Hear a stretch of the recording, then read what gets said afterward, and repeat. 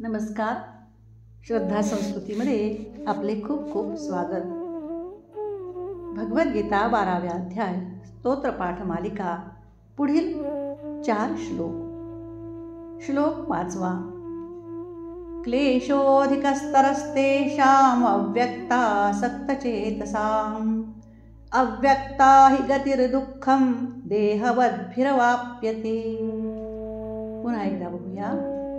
क्लेशोऽधिकस्तरस्तेषाम् अव्यक्तासक्तचेतसाम् अव्यक्ता हि गतिर्दुःखं देहवद्भिरवाप्यते.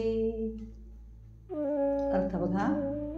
सच्चिदानंद घन निराकार ब्रह्मात चित्त गुंतलेल्या त्या पुरुषांच्या साधनात कष्ट जास्त आहे. कारण देहाचा अभिमान असणाऱ्यांकडून अव्यक्त ब्रह्माची प्राप्ती कष्टानेच होत असते. श्लोक 6. ये तु सर्वाणि कर्माणि मयि सन्न्यस्य मत्पराः अनन्येनैव योगेन मां ध्यायन्त उपासते. पुन्हा एकदा. ये तु सर्वाणि कर्माणि मयि सन्न्यस्य मत्पराः अनन्येनैव योगेन मां ध्यायन्त उपासते. अर्थ. परंतु जे मतपरायण भक्तजन सर्व कर्मे माझ्या ठिकाणी अर्पण करून मला सगुणरूप परमेश्वराचीच अनन्य भक्तियोगाने निरंतर चिंतन करीत उपासना करतात. श्लोक 7. तेषामहं समुद्धर्ता मृत्युसंसारसागरात् भवामि न चिरात् पार्थ मय्यावेशितचेतसाम्. पुन्हा एकदा. तेषामहं समुद्धर्ता मृत्युसंसारसागरात् भवामि न चिरात् पार्थ मय्यावेशितचेतसाम्. अर्थ.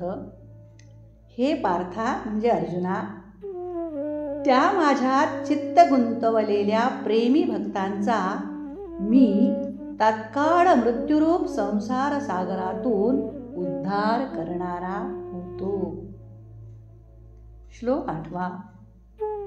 मय्येव मन आधत्स्व मयि बुद्धिं निवेशय निवसिष्यसि मय्येव अत ऊर्ध्वं न संशयः.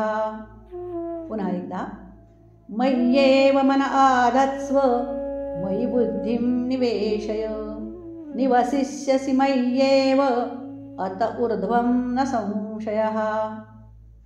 माझ्यातच मन ठेव, माझ्या ठिकाणीच बुद्धी स्थापन कर, म्हणजे मग तू माझ्यातच राहशील, यात मुळीच संशय नाही. कृष्णं वंदे जगद्गुरु.